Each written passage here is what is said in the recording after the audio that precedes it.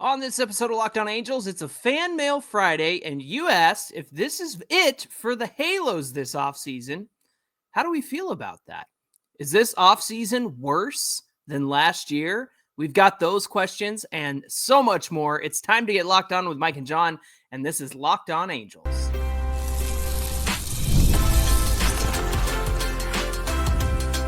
You are Locked On Angels, your daily Los Angeles Angels podcast. Part of the Locked On Podcast Network, your team every day.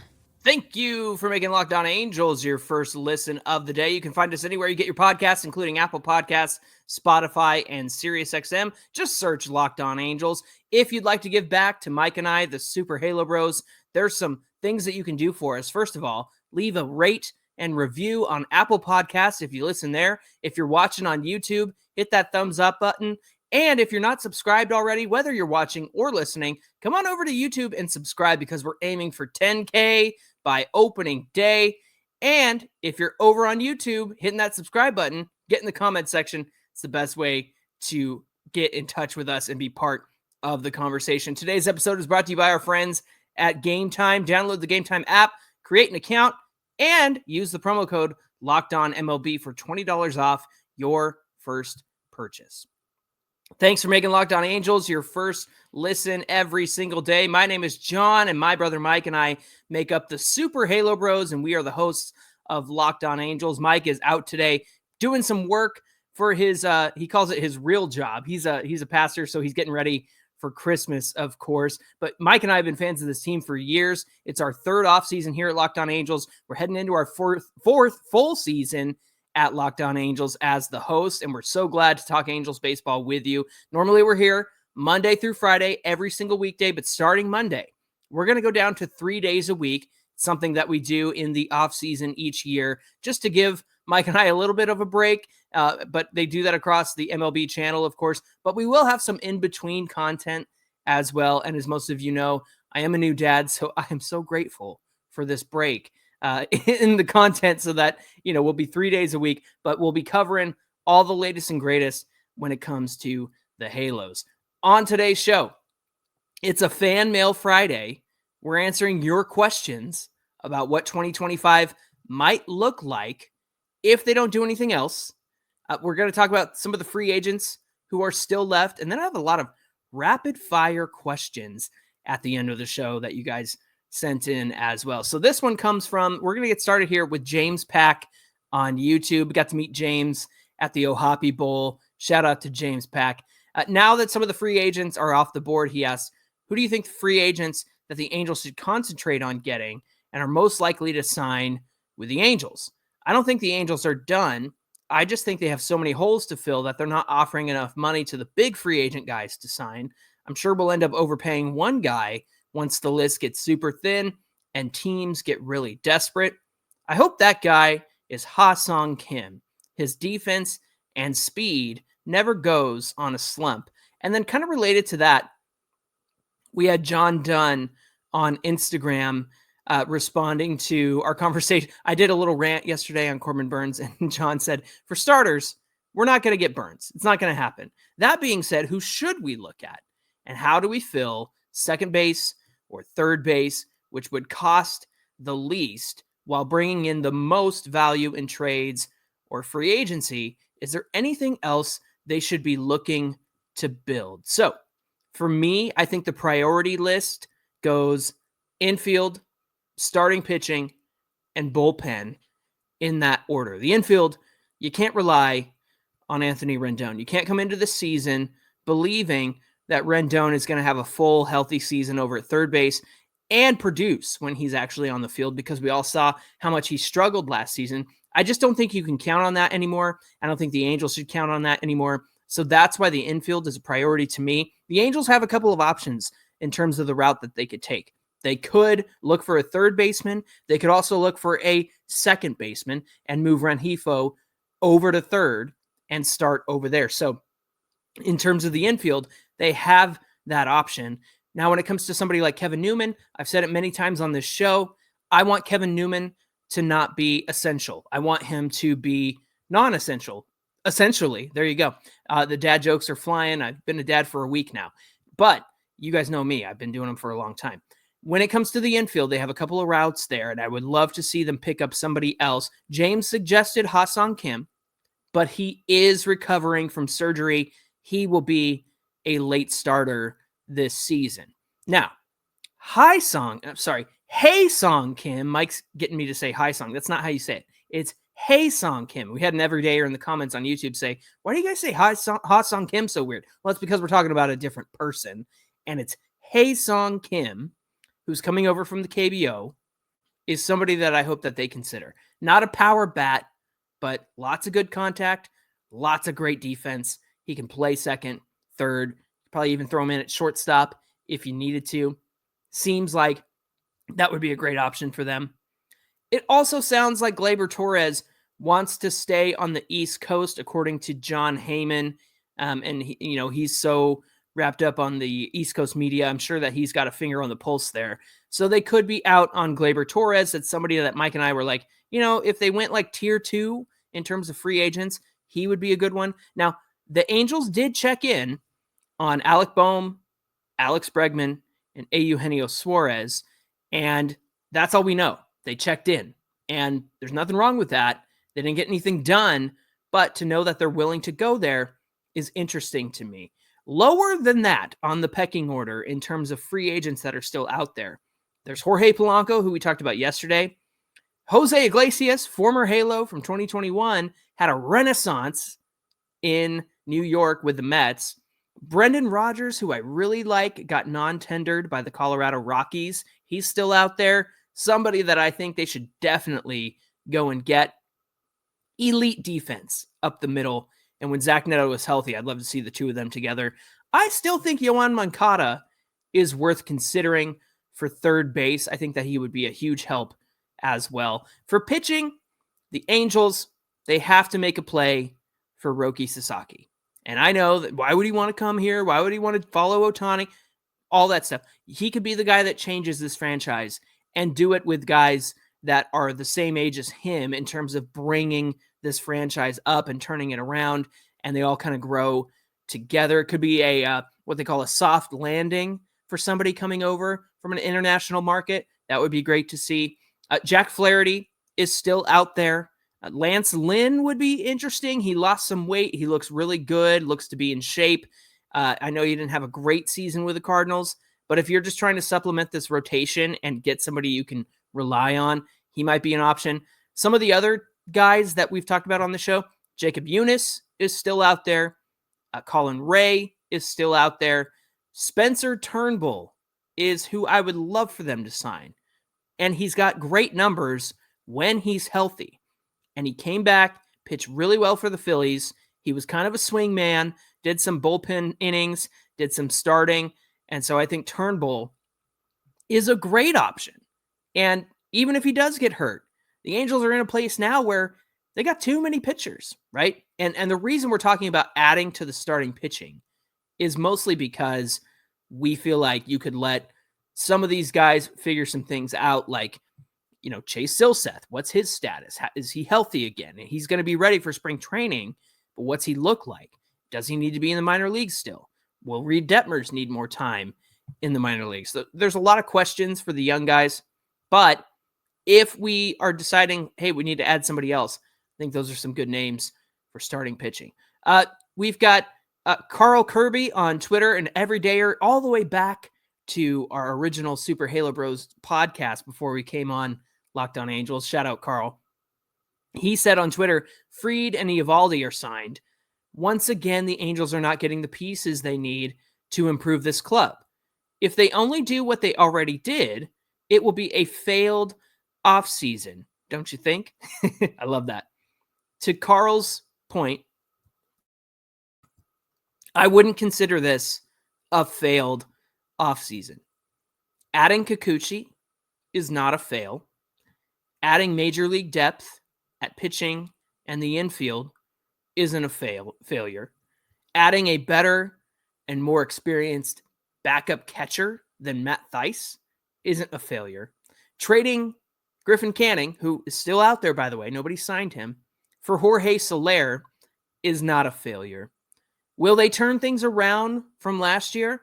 I think marginally, and we'll get into that a little bit later, but not significantly. So I understand where Carl's coming from. We want a big free agent. We want somebody who's going to help turn this franchise around. I totally understand the question, but I guess my question is, where do you draw the line on failure? Because is failure to you not addressing the needs of the team? Because they've addressed some of them, and obviously there's still more.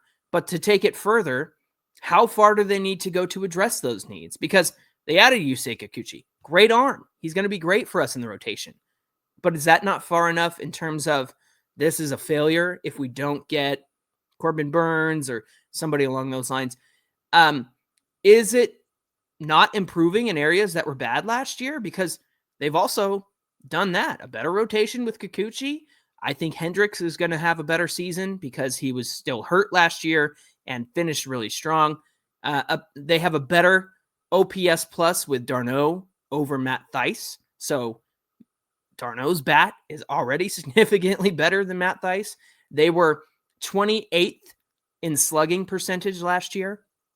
And Jorge Soler is going to change that tremendously for the Halos and extend this lineup, make it more dangerous. I think that was a great add. So not to be all hopium and optimistic and everything, but what I'm trying to say is if this offseason is a failure, then it's because they didn't address their needs. And they have addressed some of their needs.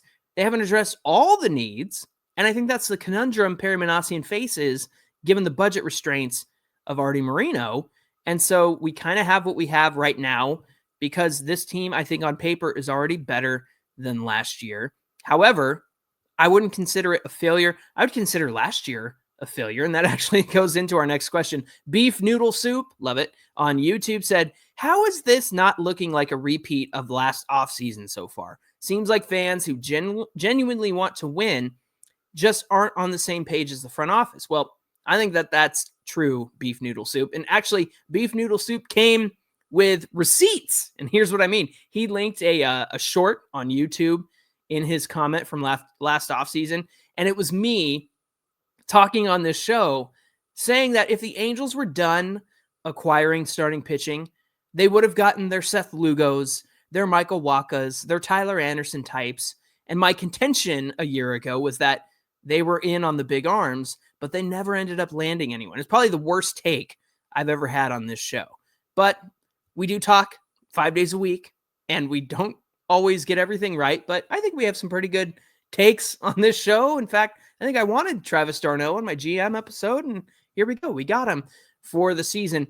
So what I was trying to say back then was the Angels would have settled for Michael Wacha, Seth Lugo. Now, they went on to have great seasons in Kansas City, obviously, but that tier of pitcher, I think they would have gone after them and not been in on the big free agents. Well, now we're still not seeing any movement there, except for Kikuchi, which I think, again, is a great deal. But to address the idea that this is a repeat of last year, this is far and away a way better offseason than where they were last year. Let's take a look at the signings, and I have it on here on YouTube if you're watching, and I'll read it out for you on the audio side. In November, the Angels started with Adam Kolarek and Charles LeBlanc. So those were the two in November that they added. In December, they brought back Jose Marte. They got Ryan Miller and Eric Wagaman off waivers. They signed Willie Calhoun. They traded Stassi and Fletcher last year. They signed Adam Simber. They did sign Luis Garcia in December, so that was a significant move. Then they signed Jake Marisnick, who never came up to the majors. In January, they signed Zach Plesac. We all know how that happened. Robert Stevenson signed, but then he was hurt. And there was some monkey business there because it feels like they knew he was hurt, so they added a clause that if he had an injury, they could add a year to his contract. They brought Hunter Dozier in, and I don't think did he play last year? I'm trying to remember now. I don't think he made it past AAA. Matt Moore signed. Oh, boy. Aaron Hicks also signed in January. Then in February, they signed Miguel Sano and took a hope and a prayer on him. Jose Cisnero, Gio Zuniga, Hans Kraus, Drew Pomeranz got signed, but then he was gone by March 24th. They had Carson Fulmer and Aire Adrianza. And then finally, they signed Hunter Strickland in February. So look at those names and tell me that who they've signed so far is not better than what they did last year.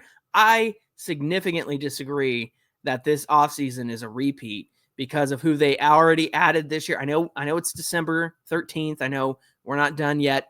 And look, the list is much longer on the January and February side than it is in November and December from last year. And I think that's going to be the case again. I think there's going to be some December signings, some January signings. But to look at this list, it's all depth and flyers and hurt relievers who didn't pitch for us last year, right? And they took a chance on guys like Hunter Strickland that paid off, and then they took chances on guys like Ray Adrianza that didn't pay off, or Miguel Sano that didn't pay off, or Aaron Hicks that didn't pay off. This offseason has been far and away much better than last offseason. Hey, I want to thank you for making Locked On Angels your first listen of the day. Coming up, if this is it for the Angels offseason and the season started tomorrow, how would we feel about it? We're going to tell you, and we're going to get into that coming right up. Today's show is brought to you by our friends at FanDuel. They are America's #1 sports book, and I was watching the 49er game last night and saw that FanDuel is offering this, and so you've heard it on the show, but they're also telling everybody who's watching the game that if you bet $5 as a new customer, you can get $150 in bonus bets if you win. The FanDuel Sportsbook app gives you everything you need to place live bets on the NFL all in one place. Who would have seen that low-scoring game between the Rams and the 49ers? I would have lost money. I don't think I would have won my first $5 bet based on that score. You can check out the latest stats, view live play-by-play, and so much more on the same page where you place your bets. All you have to do is visit FanDuel.com to join today. You'll get started with $150 in bonus bets when you win your first $5 bet. That's FanDuel.com. Never waste a hunch and make every moment more with FanDuel, an official sportsbook partner of the NFL. This is the Locked On Podcast Network, where it's your team every day. We're continuing our Fan Mail Friday. Again, Mike is not here with us today, but he will be back on Monday, of course. So you got me answering your questions. And this one I really liked from Matt Oso on YouTube. He said, if the Angels are unable to make any trades, if this ends up being the opening day roster, what are your thoughts, Matt? I am so glad you asked this question. I'm sorry Mike's not here to add his thoughts to it. Maybe I'll ask him next week, but here's the way I look at it. And to answer your question, if this team rolls into 2025 as this team, this roster, this 26-man, we are going to look at it this way. Much like I did in 2024, no expectations. See, Mike and I have talked about often on this show that 2026 feels like the competitive window opening for the Halos. So in regard to 2025, I think that already on paper, this is a better team than last year. I like that d'Arnaud and Hendricks are there to be mentors. I also see d'Arnaud being a better bat and a better catcher as a backup to Matt Thaiss. He already said he wanted Logan O'Hoppe to be the greatest Angel catcher of all time. I love that. Hendricks, you guys know that we were very iffy on that, but what he has to offer to this team, I think, is the veteran leadership. And also, I think he's going to be better than last year. I don't think he's done. I think he's going to be better than last year. Maybe that will be my new worst take, but there you go. Mark it. Stamp it December 13th that John said Hendricks will be better in 2025 than he was last year. And listen, if the only thing Hendricks does is help somebody like Reed Detmers get out of his own way, get out of his head, and be a better pitcher and be the guy that we all know that he can be, then the $2.5 million to me is worth it. He fixes Reed Detmers. He helps him out. He mentors him. He leads him. Fantastic. Kikuchi, being around for 3 years, gives them some stability in the rotation. And the reason Mike and I, and don't get me wrong, the reason Mike and I have been wanting the Angels to go get a game changer like a Corbin Burnes or a Max Fried is because when you sign somebody like that, it's going to be a long contract, and it means that they're going to be around for when the competitive window begins to open up. And they'd also help this team turn the narrative around on the Angels season and have that Royals effect, that Diamondbacks effect. And so if you have a guy like Corbin Burnes now, you might not be going to the playoffs. I get that. But you've inched ever closer, and your young core has gotten better because they have another full season under their belts. And that's what I want to get to next. In 2024, we got a really good glimpse of what a full season looks like for Joe Adell, Logan O'Hoppe, Nolan Schanuel, Zach Neto. Here's what I mean. Adell hit 20 home runs. We know that. He was a top defender in right field. He shattered the narrative around him that every time the ball's hit to him in the outfield, everyone holds their breath and clutches their pearls. He destroyed that last season. I'm so happy for Joe Adell. And he was working on his swing pretty much all season. And right before he got hurt, he found something that was really working for him. And you look at the way he finished the season before he had that oblique injury, man, he found something. And I think that's what this season was for Joe Adell. For Logan O'Hoppe, he hit 20 home runs, and then it was clear that he ran out of steam catching so many games this season, and now the team knows his limit. So 2024 taught them how much Logan O'Hoppe can handle behind the plate, and I think d'Arnaud is going to back him up tremendously. Schanuel got off to a bad start, but I do love this tweet from @updog77. He said from June 12th until the end of the season, Schanuel had 372 plate appearances, had a 13.7% walk rate, 16.1% K rate. He batted .280, had a 386 on base, and a 386 slugging, and he had a 125 weighted runs created plus. That means he was 25% better than league average. So the rest of the way, Schanuel gave us a pretty good picture of who he could be. He's a contact guy. He's not going to hit a bunch of bombs. I think he did end up hitting like 13, which is pretty cool, but he's not your power hitting first baseman. He's more of a Luis Ariz type, and that worked out pretty well for the Padres, right? So you kind of know what you have with Adell, O'Hoppe, Schanuel. Neto obviously was a stud and also had a slow start, but he was really good the rest of the way before he got hurt with that shoulder injury.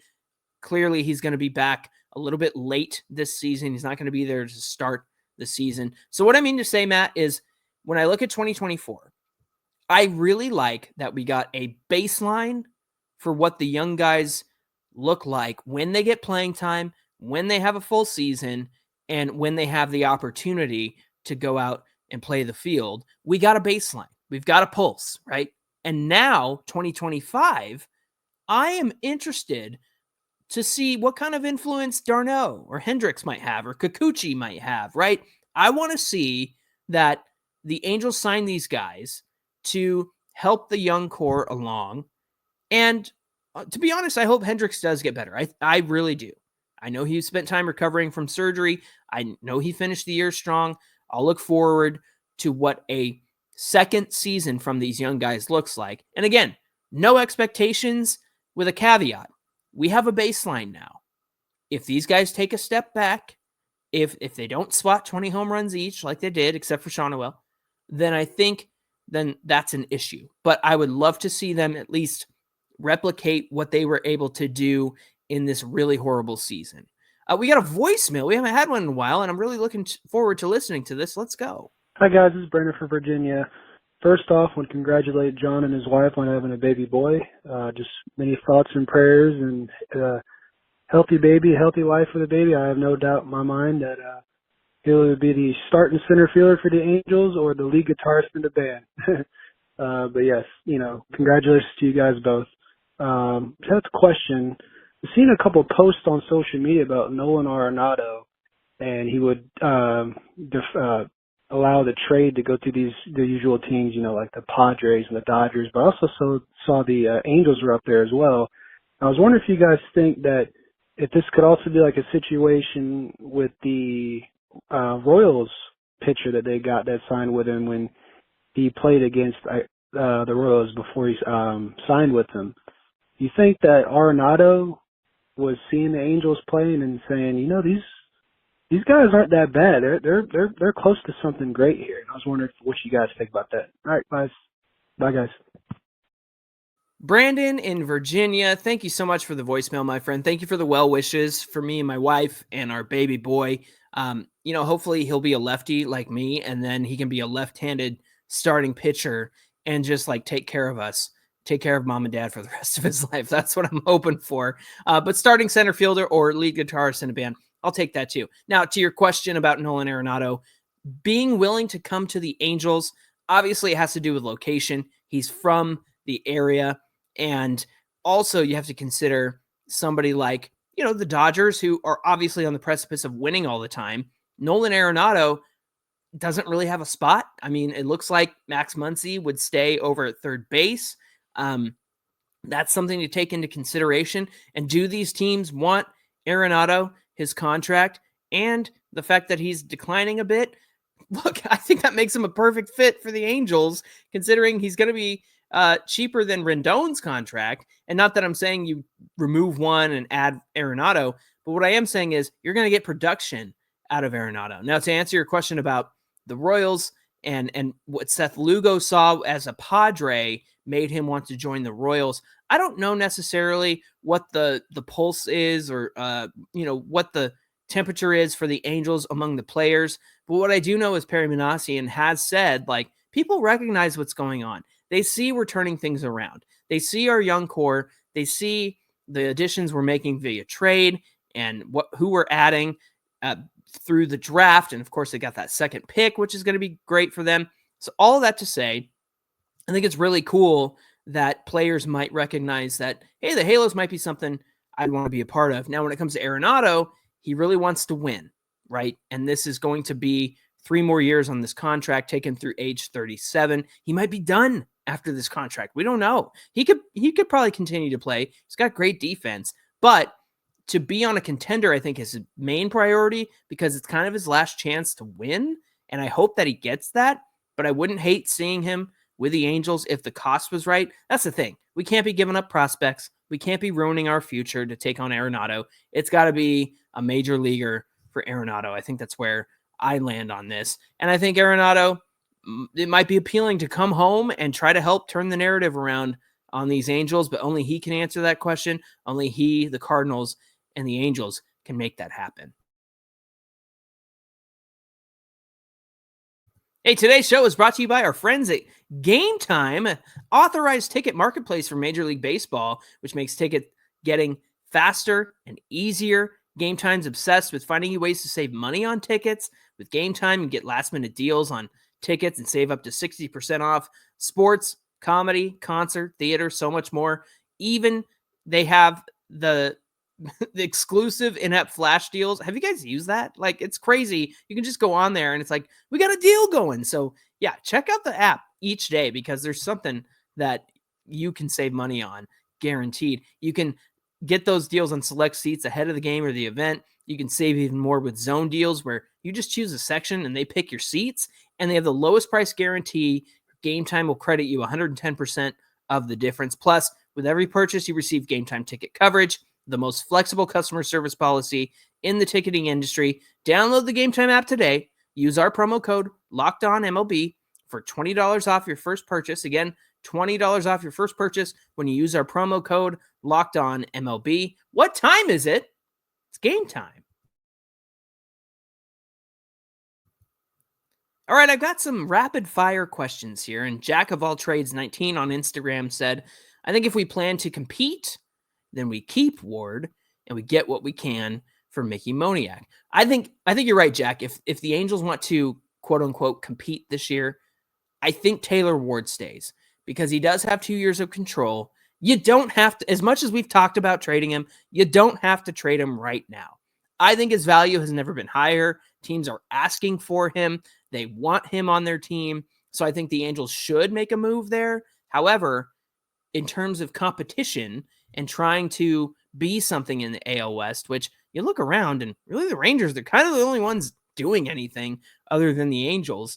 And I guess the A's got Luis Severino too. But That is to say, if they want to compete, I could see them keeping Ward. Mickey Moniak's interesting. I don't know that you could get very much for him. I also don't want to give up on Mickey Moniak. They talk about needing a left-handed power bat. The guy hits bombs, and he hit a ton in 2023.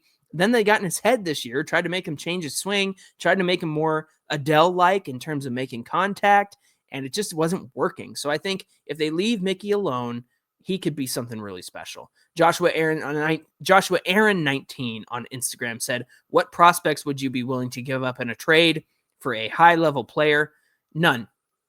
I'm just going to be honest with you. None. Because I don't want to screw up the future for the Halos because they think they have a chance of getting somewhere this season. I don't see it. I don't see them getting to the playoffs, but I do see them maybe having a winning record this year and turning that narrative around because they've added some really good pieces to be competitive and make them better. They've addressed areas of need, but I don't know that that's enough to get to the playoffs this year.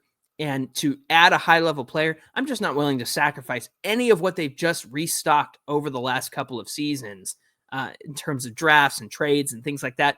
Let's pump the brakes on getting rid of those guys because I think that they're finally changing the narrative on the fact that they don't have anybody in the minor leagues to be excited about. There's some good names there now. Emmanuel Monzon on Instagram said, thoughts on Kyron Paris? Feels like he keeps getting bounced between the MLB and the minors. Well, I looked at his background. I didn't realize he was drafted out of high school, and he's 22 right now, and he has bounced back and forth.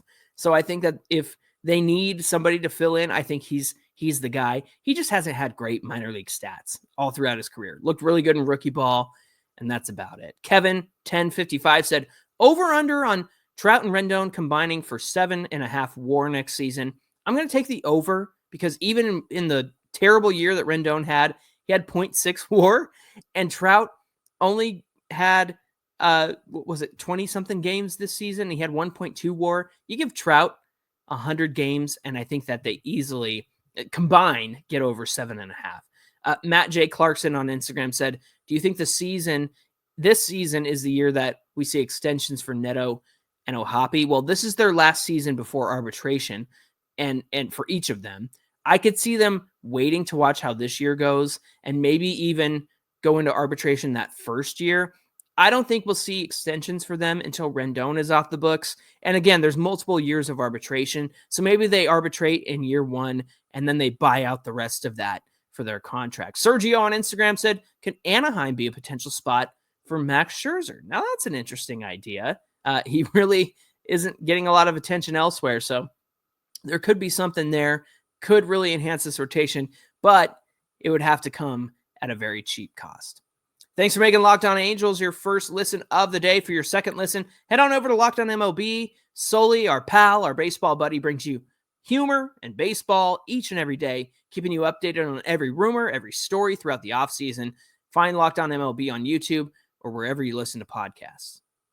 Hey, give us a follow on Twitter at Locked On Angels and at Super Halo Bros on Twitter and Instagram. On Monday, Mike will be back with us. We're going to be talking all week long about the latest rumors, the latest news. Surely something great will happen. You know what? Let's put a stamp on that too. Something good will happen for the Halos this weekend. A move, a rumor, a connection. I don't know what it might be, but whatever it is, we'll talk about it on Monday on Locked On Angels. Until then, my name is John. And we hope you have a great weekend, and we'll see you back here on Monday.